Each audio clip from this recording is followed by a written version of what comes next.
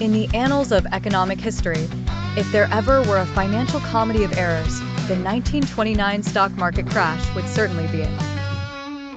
Picture this, the Roaring Twenties, an era where everyone suddenly fancied themselves as the next financial mogul, all thanks to the new and exhilarating sport of stock speculation.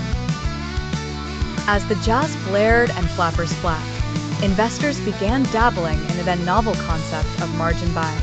And what a concept it was! Essentially, it entailed purchasing stocks with money borrowed from your local bank teller, a surefire recipe for what economists like to call an unsustainable bubble. This bubble inflated like a billionaire's ego, fueled by the collective wishful thinking that stock prices would ascend to the heavens and beyond. Unfortunately, much like trying to catch a greased pig, the odds were not exactly in their favor.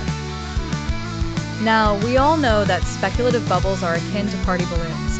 Eventually, something's bound to pop. In this instance, the spectral pop came with overvalued stocks, wafting through the market like overpriced desserts at a fancy restaurant, outrageously out of sync with the company's real values. Trying to be the responsible, yet slightly annoying adult in the room, the Federal Reserve decided to take the proverbial needle to this balloon by tightening credit.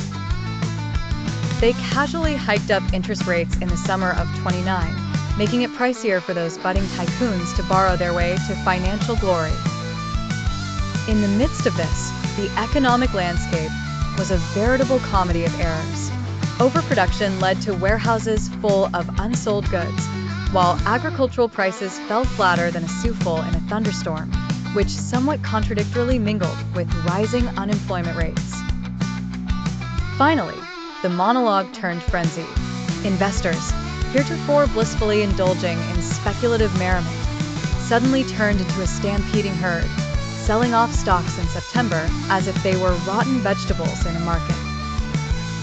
This panic-driven sell-off pulled the rug from under the market, leading it away on a precarious downward spiral straight to financial oblivion.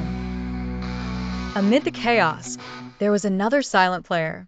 The inequitable distribution of wealth had impeded the ability of much of the population to sustain the economy's lofty ambitions. Oh, and did I mention foreign bonds? Those foreign bonds?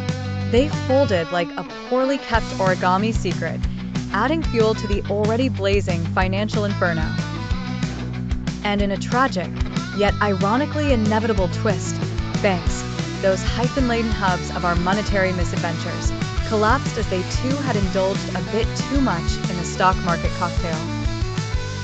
Their untimely demise only added to the pandemonium as depositors found their previous piggy banks suddenly uninsured. Comedy or tragedy, the 1929 crash was proof that in the financial world, at least, what goes up must one day come hurtling back down, preferably with a side of satire.